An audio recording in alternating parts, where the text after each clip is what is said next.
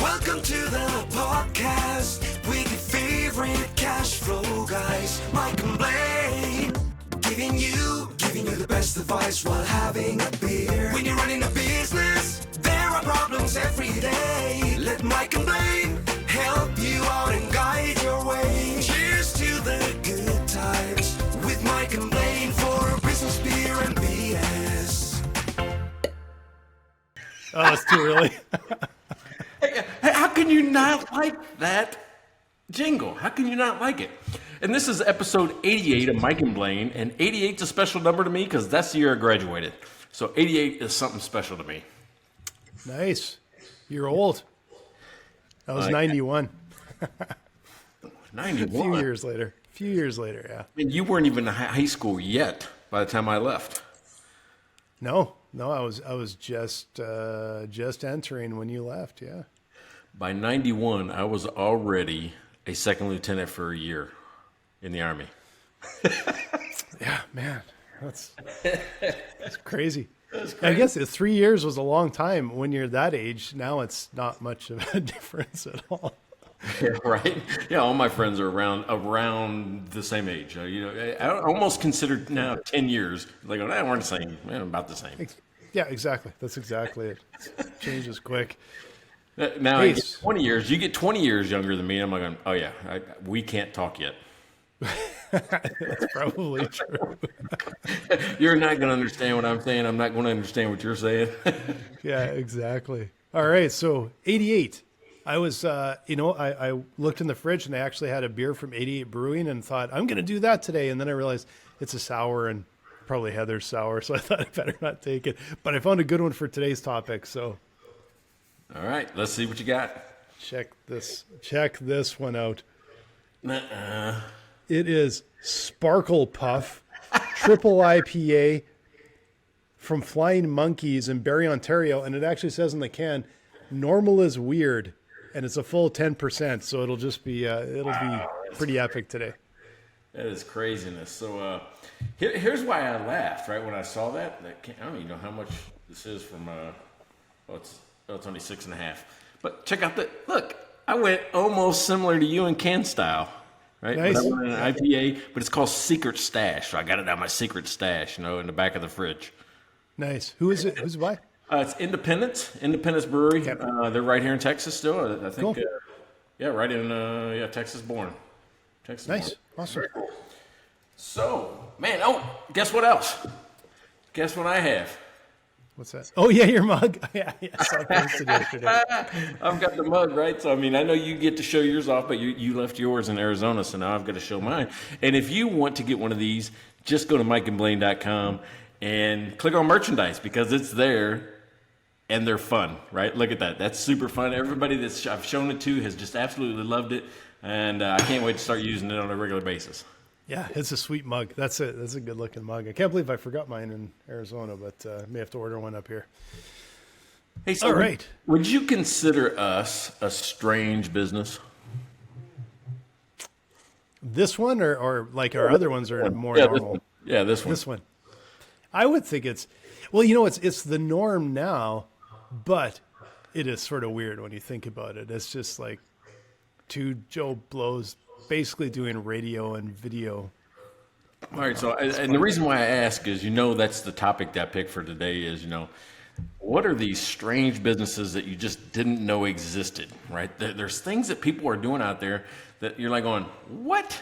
How do they make money with that? And the only reason I can call this podcast a business is that we've actually had people pay us money. So yes, we've had sponsors and buy us beer too. That's worth something. That's right. Yeah, and buy us beer. So, but what made me think of it is I'm running across the news sites and somebody has an article about a dog restaurant. And I'm thinking in my mind, if I say dog restaurant to you, maybe you're thinking like I did, which was, I can bring my dog to a restaurant. That's what I was thinking. Oh, no, this is delicatessen, not even delicatessen. It's fine dining for dogs, right? At $75 a plate. Oh, man. What?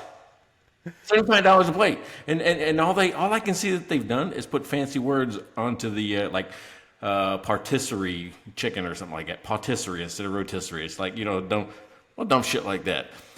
Yeah. But it's a legit business that's succeeding and getting publicity. That's unbelievable. Do you get to eat with your dog, or do you just drop them off and sit outside while they eat? I don't know. Pay the bill. Here's really what happened, how the topic came to fruition. I saw it. I read through the first part of it. I'm like, that's so dumb. There's got to be other dumb things out there. I'm like, there's got to be other dumb things out there that I didn't think about. And of course, and I'll tell you later, but of course I asked our robot overlord, as you call it, what kind of dumb businesses they could come up with. So today I thought we'd just dig in. Maybe a few. I've probably have found a few and talk about a few. So what do you got, man? What are you thinking? Well, okay, I'm going to qualify this. It's not, if it's a successful business, I'm not going to say it's necessarily a dumb business, but I could see something that I would find weird or maybe just really surprising, right? The one that popped into my mind immediately when you said that, we were out for a walk a couple months ago in Scottsdale, and they probably would have that dog restaurant there because people love their dogs in Scottsdale. Everyone has like 2 or 3, right? And we were walking down the street, and we saw a truck in front of a house, and you could just hear us psh, like just hosing inside the truck. And we walked up, and it was there was a mobile grooming thing. I didn't know they did that. It was like I thought I saw that on Dumb and Dumber, when they had the the big dog that they drove around.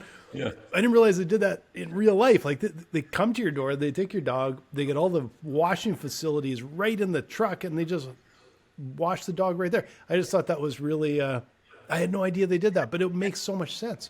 Okay, so the dog restaurant is all about dog health, right? Like nutrition and all that type of stuff. But this thing, all right, so I've seen those mobile dog washing, trucks. Have you ever looked inside it? Did you get a chance to look inside it? No, I didn't have it open. It's harness. They just put the dogs in a harness and it suspends the dog X number of inches off, so it can't go anywhere. So it can, clip its nails and give it a haircut or whatever it needs to do. But that one actually makes sense. I don't find that one as dumb as the dog restaurant, right? Yeah, no, I agree with you there. I don't think it's dumb. I think it's actually really smart. Has a great market for it. I was just surprised seeing it because we don't have a dog, a little parrot. Well, he doesn't need a bath in a van, so. But I just was surprised by it more than anything. But it made perfect sense. All right, so some of these that we ran across sound more like something that you and I'd be sitting on the back deck in Arizona with a fire pit going, and we're like going, it'd be funny if we did this. Just like, all right, so I'm gonna throw Breger out there. All right, yep.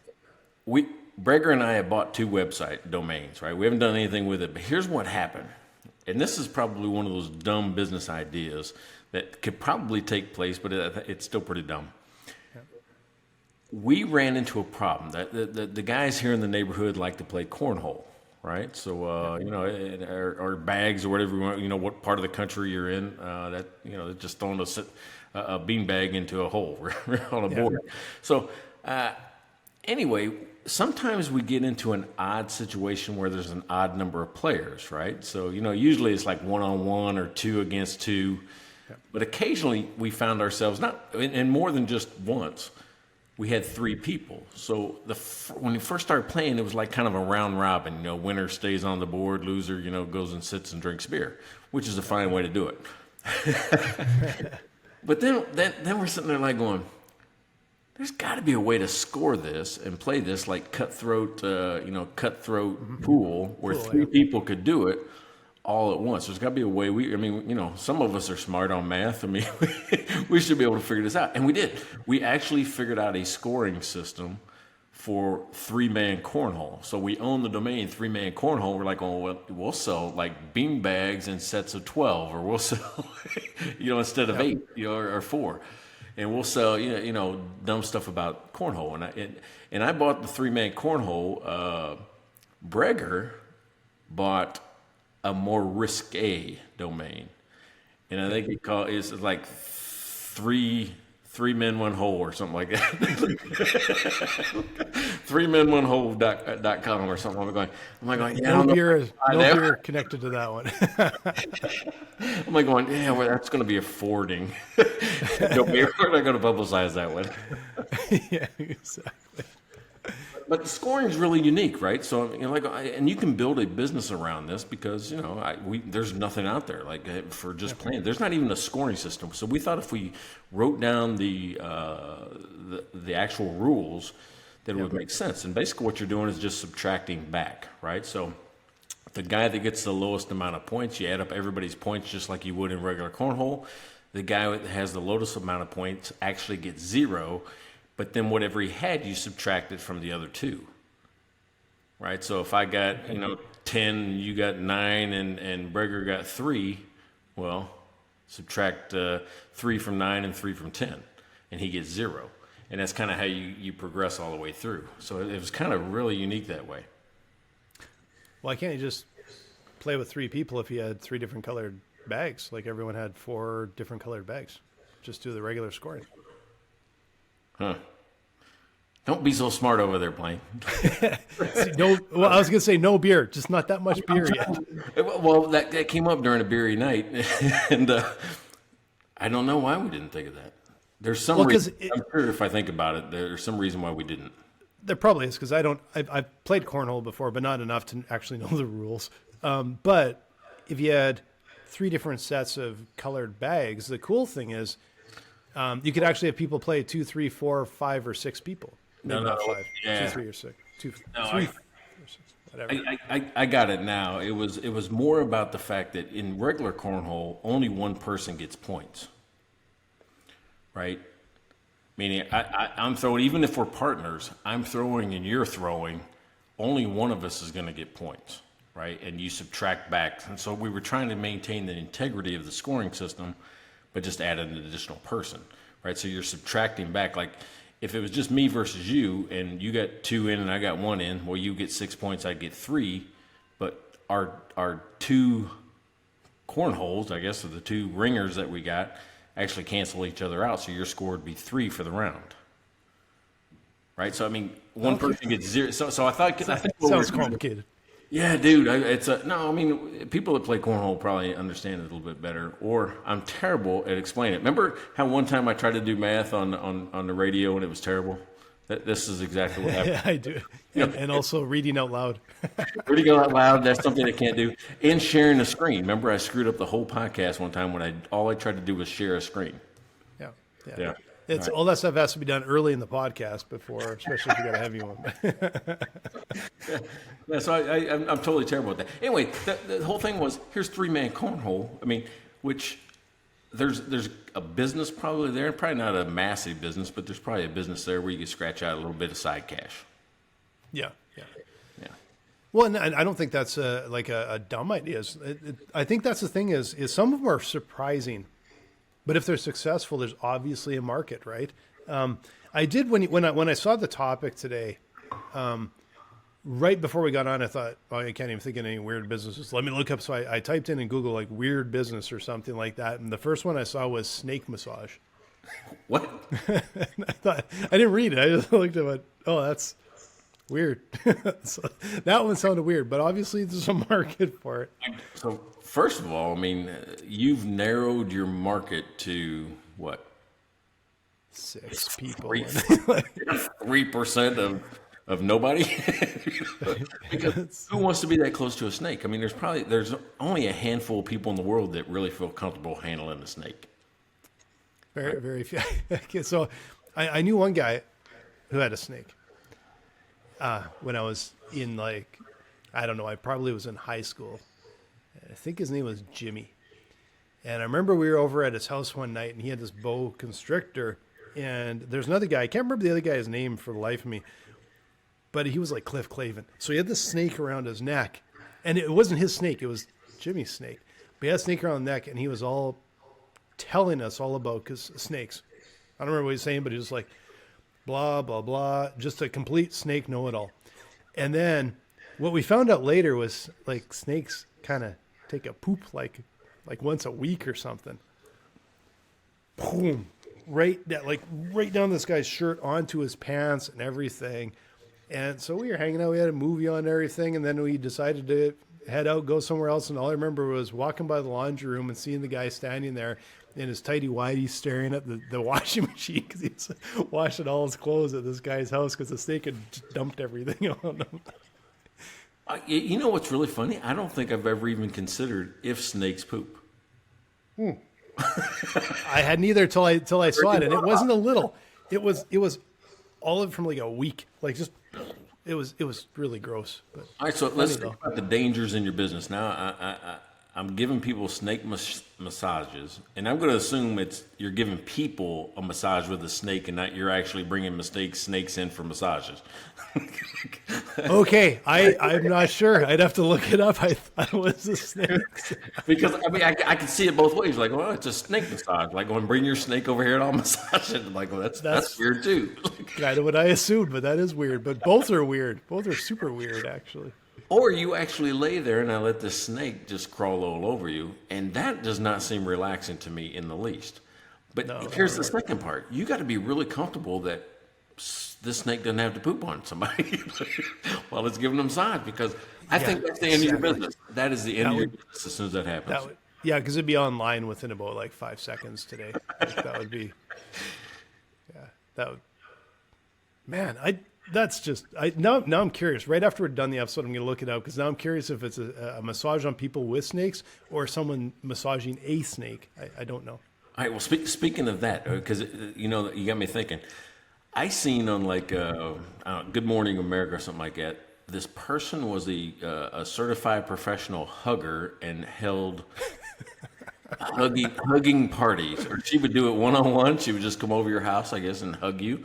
Or she would have a hugging party, called it a cuddle party or something like that, where they would just kind of huddle up with a bunch of people and just hug each other. I guess non-sexual. I don't I don't know what happens post or prior or after, but that's an odd business. That's a super. What do I pay to go get hugged? That's an odd business and odd clientele. I think maybe I'm misspeaking. Maybe I'm not. Maybe I'm speaking out of turn here. But this seems kind of weird to me. I'm like going. First of all, how do you advertise for that? Do you need a hug? $15 I can give you, or whatever the price. I don't even know what the price is. It might even be more than $15 to get a hug from a stranger. Man, that's just I'm sure you could pay me $15 to hug a stranger. So. Okay, so think about the strange. Let's talk about that before we bring up some other examples. All right, when there's a strange business, there has to be somebody that goes through a similar process that everyone else does, is saying, okay, here's my business, here's my idea, here's how I'm going to monetize it, here's how I'm going to market it, here's how the workflow and process is going to happen as people move through the customer experience. What do you think's happening? Is there a missed step, or is there? I don't understand. I think everything you listed there does not happen with a lot of businesses until you've been in business for a while, or until you stop to think about it. But when you think about, what is it, about half the businesses die in their first year? Mm-hmm. No, maybe about 20% in their first year, 50% by year 5, and like I can't remember by year 10. It's like something staggering. So there's a big chunk of businesses that disappear in their first year, and I'm guessing a bunch of them are because people came up with an idea for a business without actually having a market or having pricing that makes sense, costs that make any of the fundamentals that actually would make a business work. Yes, okay, and the ones we already explained, I can kind of see the problem, because I always start with, okay, a business only exists to solve a problem a lot of times. I mean, even if it's a toy company, the problem is I want to be entertained. I need something to entertain me. Yeah. So, if you're a dog restaurant, again, it stated very plainly, this was about dogs' health, nutritional health, and, their body well-being. It's okay, well, it seems excessive. I think you can do the same thing with a bag, right? A bag of dog. Because, and I'm going to mention Courtney just so I can say that I talked to her about her, but I used to feel bad leaving the dog, right? For an hour or two, whatever. She goes, listen, dogs don't have a concept of time. They don't know if it's been 5 minutes or 5 hours, or they don't know. They just know that you showed back up. It's all good, but they don't grasp time like we do. Time is a human construct, right? So they don't understand it. I'm like going, when I started thinking about it that way, I'm like going, oh, it makes sense, right? It makes sense that they knew that I left and they knew I came back. Yeah, and that you feed them. Yeah, the way you fed them. So I think the same way about dog food.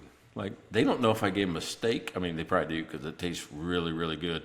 But they don't really understand the healthy component of it. Like, oh, you're doing something for me. It's actually just a treat for the dog. It's really what you're doing is giving a treat. Yeah.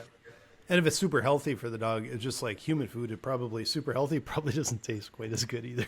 So, that's kind of that's the just the horrible thing with food is the stuff that seems to taste the best is probably the stuff that's kind of the worst for you. Okay, so for snake massage, people are there's two types of people that would do that, right? One would be, I really think I like the closeness of the snake skin against my skin. That feels good, or I'm trying to overcome a fear of snakes. Right, there's something I'm trying to do. I think that's the problems that you're trying to solve. But is that a lot of people? Is that enough people? Is there enough people in a close enough proximity that I can sustain a full-time business? I mean, I can't imagine you do more than one of those a week. Yeah, and the thing that with that is geographic, which that's what makes it a huge challenge. Because there's, I'm sure, tons of really weird businesses online, but when you can sell to the globe, you probably can find a market for almost anything if you can get the pricing right and get the shipping right, get all of that kind of stuff. Make sure your message gets out there. But there's probably a market for just about anything online globally. But a geographic area, like you have to draw them to your location. Man, that's a small market because I don't think people are flying to get a snake massage or have their snake massage. I still don't know what it is exactly. Yeah. Then I mean, somebody's got to train the snake to not just absolutely eat them. Yeah. The other thing was the cuddle party. All right. So here's what's interesting about that. Anybody can do that, right? There's no barrier to entry. I think what you'd have to do is come up with a process, some type of certification, and maybe you sell franchises. Maybe that's the business model, like going, I'm a certified, cuddle buddy or whatever, whatever the certification is, right? I went to the school down in San Antonio and I hugged for 72 hours and got my certification. But maybe there's a process. Maybe there's a polite and cool way that you introduce people, make them feel comfortable. You do X minutes of hugging, maybe different styles of hugging. I don't know, but I think it's the process that would be proprietary, right? That you would sell, because otherwise and the brand. And the brand, if you need hugged, you call, Cuddles R Us. You don't call, you don't call Blade's Basement Hugging. the back alley hugging. God, that's one of the reasons why I wanted to do this, because I thought I could be dumb on the podcast, which I normally am, but this is a special type of dumb that we're having. So the other one I saw that was just really like, you're kidding me. All right, and trust me when I tell you this, I can't figure out the use case yet, but this is one that you can sell globally. It's called edible shoes. Oh, that's so gross.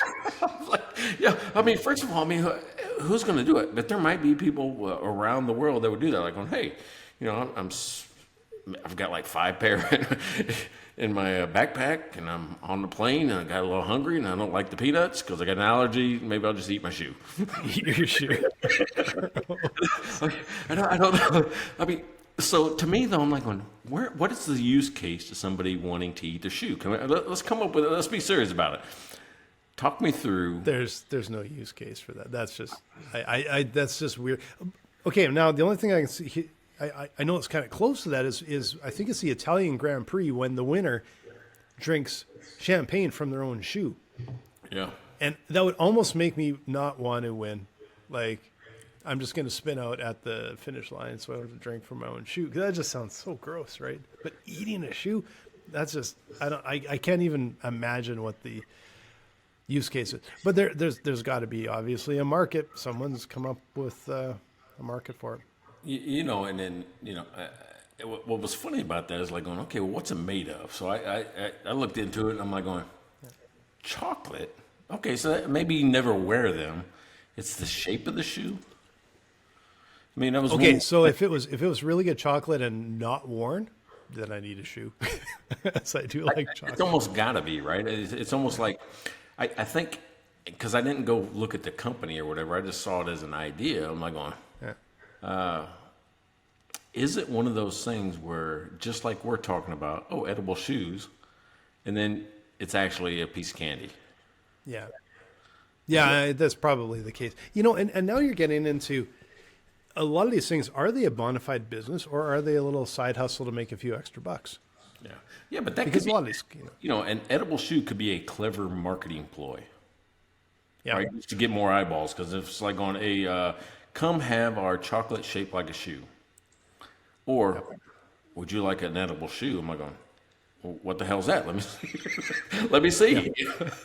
Yeah. And I might do it, and I might buy it for somebody else and say, hey, I got you a pair of edible shoes for your birthday. Yeah, exactly.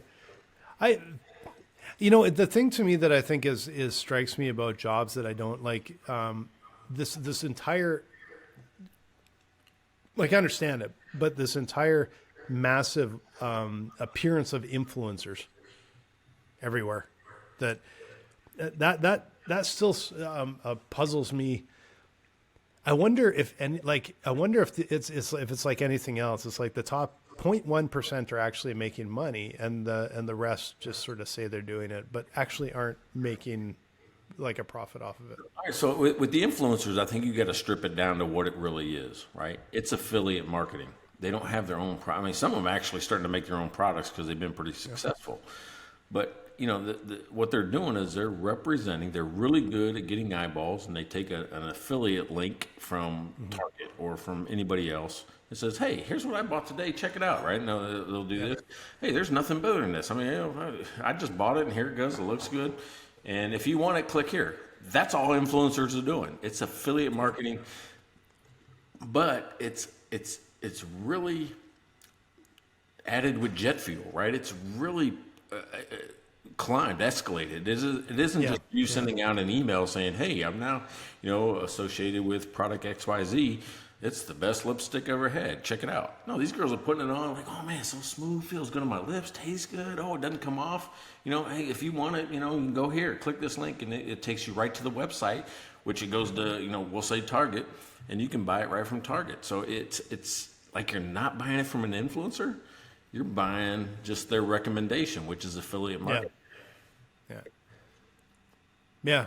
I guess it's just grown because of social media. But it's still, I think it's weird. Yet, I know. But it works. Yeah. I guess I'm gonna talk about Courtney again. I'm gonna be in so much trouble after this one. But she follows probably 4 or 5 folks and shows them to me. I'm like, oh man, they're really good at it. So genuine, so authentic. And and what's happened now is that people will send them things saying, hey, here's an XYZ, decor. It could be just a vase. It could be a flower. It could be just a little paperweight.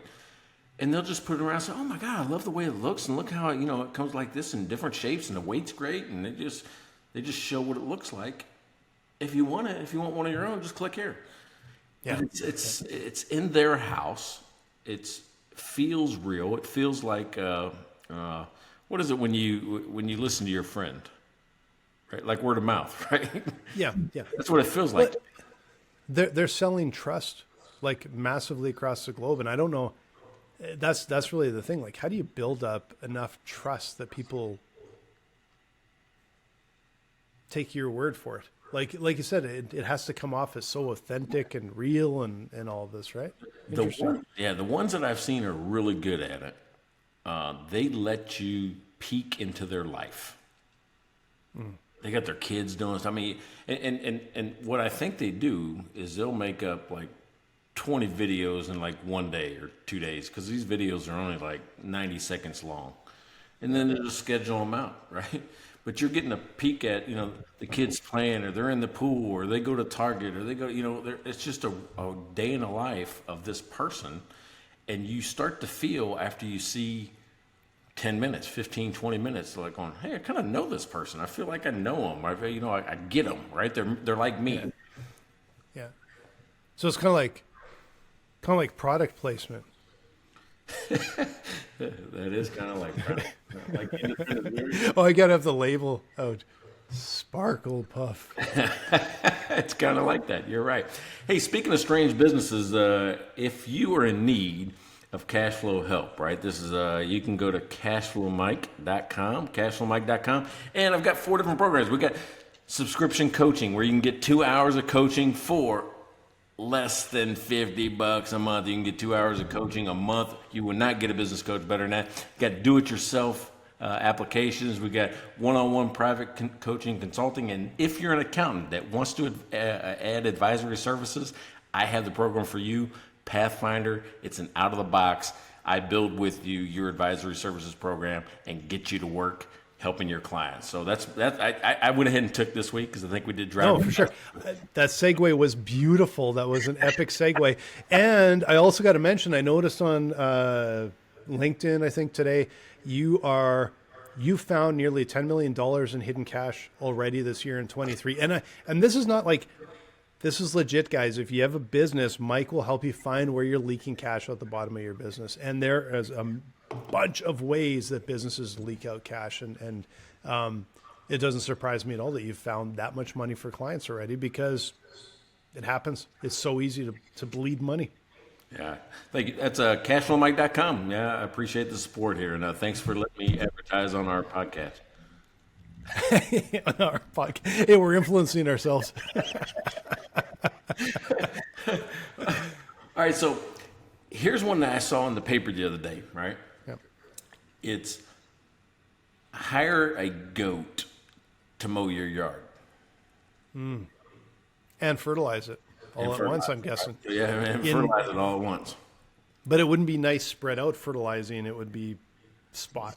Yeah, it'd be spotty. Fertilizing. It'd be spotty. Yeah, I'm like going, you really got to be, and I think we've talked about this before about the green, how green are people? That's really somebody that is committed to a lifestyle. That I'm green and I'm going to have goats and I'm not going to do a lawnmower and emote emissions into the air from the gasoline powered, or now I guess now electric. So you don't need a goat. You just get electric. Get an electric mower. We have an electric mower. That thing is like a fighter plane. It's so cool. It is pretty neat. But I will say that if I had the chance to be sitting here watching a goat eating the yard out, like eating the grass, wouldn't it be awesome?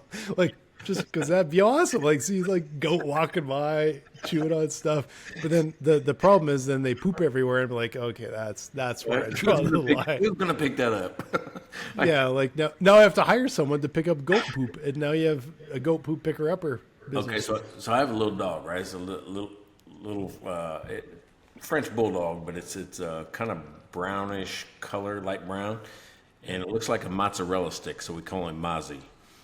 But I got one of these squeezer handle things, like claws on the end. That you would grab. Normally you'd grab stuff, but it's for dog waste. And I just go around the backyard and I just pick it up and get rid of it. It's pretty easy. And then imagine when they have a pooper scooper robot that just does that, and you just let him do his thing. You've seen the lawnmowers that are like Roombas, cutting the yard. Drive around. Yeah, drive around. There's now sprinklers that'll it has like intelligence in it, and it measures your yard, and then it sprays only in your yard. Like it actually measures where it sprays, how much power, everything. So it just only hits your yard. It's kind of neat. Hey, do you remember the old tractor sprinklers? Where you'd lay out the hose and the tractor. Neighbor right across there had one. Like he probably still does, because I remember just seeing it a couple of years ago. It's right out there. The little tractor, do, and it goes along on the hose. Yeah. Yeah, it's fantastic, right? That's like, oh man, that's just awesome. So the other thing that I saw there was three more that I thought were absolutely crazy. One was called Nudicles. Right? Okay. Because I got into this dog thing. I'm like, all right, I'm apparently on the dog thing today. But so apparently there's a thought process out there that when you neuter a dog, that they lose self-esteem. Okay. All right, this is the business model. This is the premise. So they've created I'll say plastic testicles, and they're called nudicles, right? And they'll replace the actual testicles with this fake one, so the dog doesn't realize that it's been neutered. Okay. That sounds That's a business. just about. Well, you know, there's someone out there that made a whole pile of money by making testicles that they put on the back of the bumper of big trucks. So I don't know. Like I sometimes you can't predict the market. I got to say what's kind of hilarious is you have a dog that you named Mozza for mozzarella because of the color of the dog, and our parrot's name is Pickle because he's green, small and green. So like deliberate food naming. Yeah, we find more ways to be alike every single week. Yeah, well, it's just bizarre. That's strange. All right, so have you ever sent anybody flowers, right? Yes, I have. Yeah. All right, so but normally you send somebody flowers because get well, or hey, have a cheer up, have a happy day. I'm thinking about you. I love you. Those type of things. Yeah. There's a company out there called Dirty Rotten Flowers. For when you're mad at somebody, you could just send them a pile of dead flowers. Dead. Yeah. Well. Huh? That's amazing because that was probably an entire business article based on the Rolling Stones song. Oh, was it? What is it? Yeah, you guys out there know it. Sending you dead roses. I can't think of how it's a really terrific song, and it was there was I think a version of it. It seems to me was featured in The Big Lebowski. But it's dead roses. It's something about sending dead roses. I'll find the song. I'll find the song after. I'm pretty sure it's a Stone song originally. That's a great tune, man. Like, it's a great tune. All right, so the last one I found, I can't tell if it's genius or if it's the epitome of laziness. Okay, yeah. That you've heard of virtual assistants, Yeah. right? How about a virtual dating assistant? Somebody that creates your online profile and engages with people online for you, and then just sets you up on dates, but does all the work on the app for you. So who did you fall in love with? Right, the virtual assistant. Exactly. That's just bizarre. Oh, well, but I'm. I've been married 26 years now, so it's the dating apps are so out of, I can't even picture, I can't even imagine that. It was so different from when, you were the same thing. It's like, hey, you meet someone in a bar. That's what it was, right? Yeah. To me, I'm like going, man, don't make me do that. I don't like texting anybody, and I feel like that's all it is just an exercise in texting 100 people I don't know. But you literally just justified this business. There I am. I'm the target market. So this is the one strange business that I'd probably be the customer of. Yeah, there you just had it. There you go. It's like, I don't feel like texting. I don't want to talk to those assholes. Here, hire someone to do it. So, because I went through this, do you have some more? Did you know of any others, or think any of the others? No, nothing that's popped into my head. But there's it.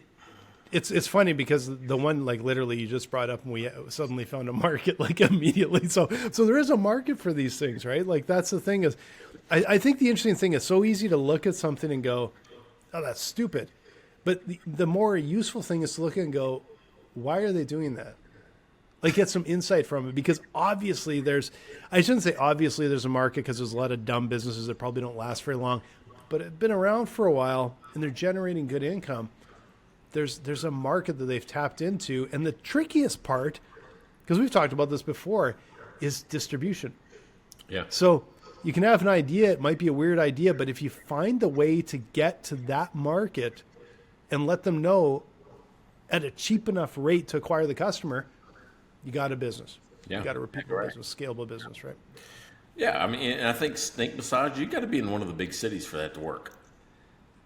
Yeah, I'm pretty sure. And You know, probably, is there a city that has a higher love of snakes than other cities? Probably too, where are my right? snake lovers? Where are my snake lovers at? So, because I'm thinking, some of these small towns in West Texas. I mean, you got like 1,500 people in town. You're not going to sell a lot of snake massages. Yeah. You know what? When you said something about like the epitome of laziness or whatever, however you phrased it, immediately I started to like feel a little awkward, like because I started to think about Uber Eats and the grocery delivery and coffee. I remember I said coffee delivery. They're delivering it today, like a couple bags of coffee. Like, I started to realize stuff that probably 10 years ago I would be like, there's no way I'm paying someone to deliver groceries when the grocery store's right down there. And now, once you've tried it, I'm like, I can go, I deliver shit, or I drive up, I open my trunk, and they just walk up and put it in like I'm the king, like some prince or something. Put it in my trunk and close it, and off I go. And that wasn't around 10 years ago, and now that's all changed, right? Yeah, but getting groceries or coffee or beers or whatever, it's totally different than impersonate me with somebody who I might, have a relationship with. Doesn't that sound like something like super rich people would do? And now it's just like, now they've just said we can do it for the masses. Yeah. Okay, so what is the next step? Is this the one where AI does it for you? Like AI could do that for you. It totally could. That is something that you don't need to be. That's what you should be building, right? The virtual dating assistant AI. Yeah. Because exactly. Because this is interesting, because how many of these businesses is it just the first baby step till automation can actually take over? And the reason I'm thinking this is because I just mentioned Uber, it's Uber Eats, but you're talking about like Uber Eats, Lyft, everything else. Like in Phoenix, we could just get a Waymo, and a car would show up with no driver, take you where you want to go. I never tried it. I should have. I was thinking after I left, I'm like, man, I should have tried one of those. But we are not very far away from Uber and Lyft basically being people buy the car and let the car do the work. They don't have to drive it anymore. Mm-hmm. Deliveries. I saw a startup the other day that it's all about basically having the robot car go and pick stuff up for you. So it's like Uber Eats and everything would do all that for you.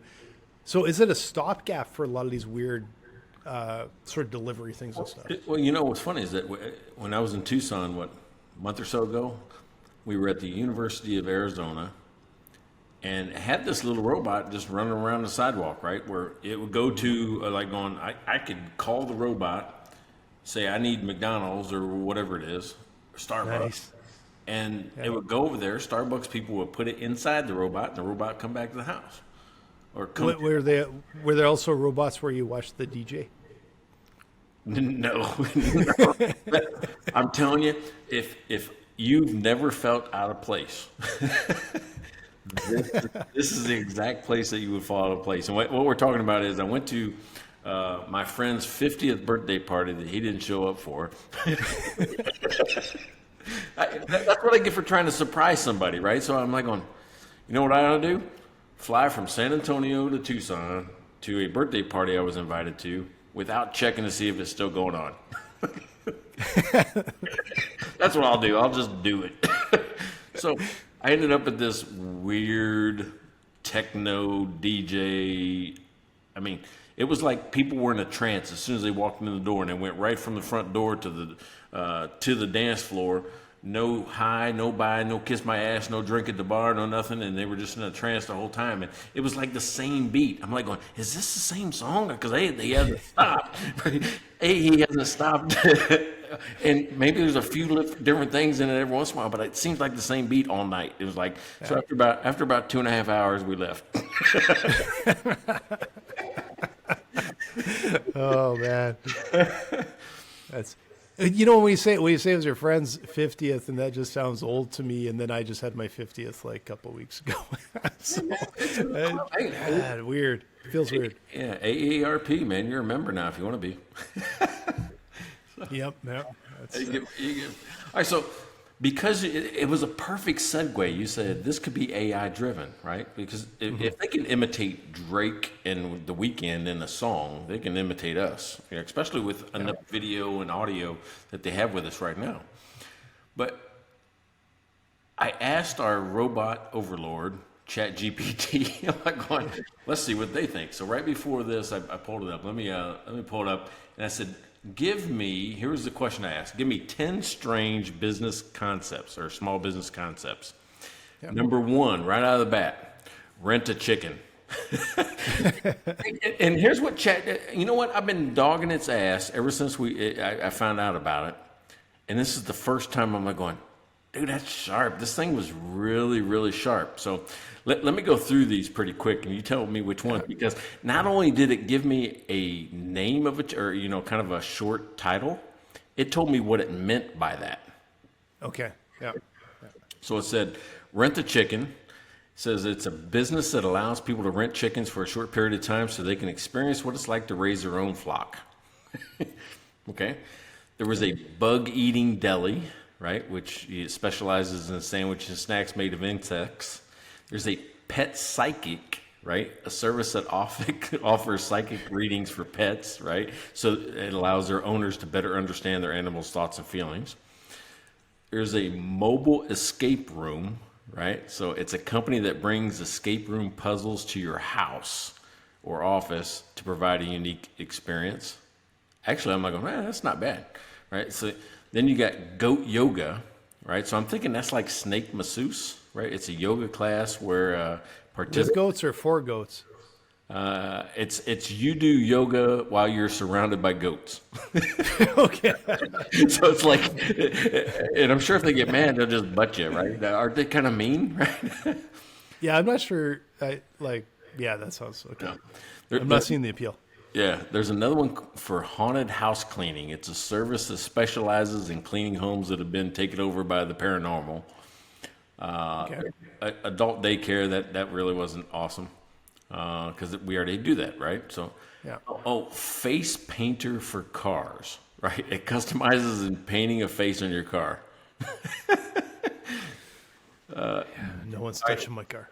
All right. The last two is a dog wedding planner. So it's a service that couples different dogs and puts a wedding on for them. And the last one was rent a friend, right? And I actually saw that on a movie recently where you could just kind of rent a friend. But the friend would actually, you could give them a bunch of information about a friend that maybe had passed, and they would impersonate the friend, with memories and with actions and things like that, whatever you told them. They were like a character actor that would pretend to be your friend to have this conversation. That just got 10 times weirder when you said that. That's just that one's a little movie, right? It was a sci-fi movie, but just because now it's out there in the world, somebody's going to try it. Yeah. All right, so that's a little weird. So thoughts on the ChatGPT robot overlord? Well, the amazing thing is it didn't make any of that up. Like it must have grabbed that. And to be honest, I saw somewhere when I saw the snake massage, there was some place I saw on one of those lists to rent a chicken. And so as soon as you said it, I'm like, oh, it grabbed it from the Rent a Chicken article. It grabbed it from somewhere out there, but I never read what the point of the chicken was, which sounds absolutely ridiculous till you say, yes, to test if you like to raise chickens before you invest in chickens. That to me seems really weird because does it cost more to buy the chicken than to rent the chicken? Because to me it's like if you buy the chicken and you don't like raising chickens, you have a beer can chicken right there, just like ready to rock, right? But yeah. Hey, did I ever tell you my favorite story about chickens? I don't remember chicken one. No. In Austin, Texas, we were there one weekend, and it's a Sunday morning. We're like going, what the hell's going on in Austin on a Sunday morning? And it was just like I did things to do in Austin on a Sunday. Yeah. And one of the top things that popped up was chicken shit bingo. I'm like, Okay. I'm going, hell yeah, we got to go see that. What's chicken shit bingo? And you go there and you actually bet on where this chicken is going to shit, because it's got a big plywood box, and on the bottom is these squares, right? And it's a cage, and like every 15 minutes or 20 minutes, they go grab a chicken, throw it in this box, and throw chicken feed all around the all around the thing. And within 90 seconds, this chicken eats and shits. And wherever it shits, you get the money. You know, if I buy, box number 36 and it shits in 36, I get the money. It was the funnest afternoon I ever had. kind of. Well, and man, now I'm kind of jealous. When I was in Austin, I'm like, should have went and found chicken shit bingo. What's kind of fun about it is the chickens don't have to do anything. Like, they don't have to run. They don't have to do any work. They just like go grab a bite to eat. That's a pretty good way to treat the chicken too. Yeah, and the chickens get treated well. Yeah, that's not a bad. And it's like $2 a square or something like that. It's something real cheap to get in. I wonder if they're just fattening the chickens up. I don't know. It's entertainment for a day, right? And that's funny. That's outside in the back. And inside, they got a live band going. So, you got a full experience in this place, and it's awesome. Nice. That's awesome. Now I kind of regret missing chicken shit bingo. So if you've ever been to chicken shit bingo, let us know. Yeah, see. Maybe you're there with Mike and you won the money. Well, I've been one time and I didn't win. Didn't win. Yeah. I didn't win. So, hey man, strange businesses you never knew existed, right? Like MikeandBlaine.com, right? You didn't know we existed. Maybe you stumbled upon us and you're like, oh, what's this about? Well, what we're about is business, beer, and BS. As you can tell, this one was a little bit heavy on BS. It was awfully heavy on the BS. But you know what? I have to say it was a lot less contentious than the Silicon Valley Bank, you screwed people over. That's a little different. It was a nice light topic. You're just on the bank side. I'm going, no, I'm just trying to tell you what I think happened. Oh, yeah, no, that was fun, too. It is fun in a different way. Anyway, hey, this is episode number 88. You've been listening to Mike and Blaine. I'm Mike Mylan. That is Blaine Birch. He is the CEO of Dry Run. If you haven't seen Dry Run, it is a cash flow forecasting software for businesses where you can see the future. You got a tagline I like, and I forgot it. We just say we help businesses with lumpy cash flow see it and fix it. Hey, another good episode in the books, man. Check out their website at mikeandblaine.com. Then subscribe to the podcast and buy these guys a beer.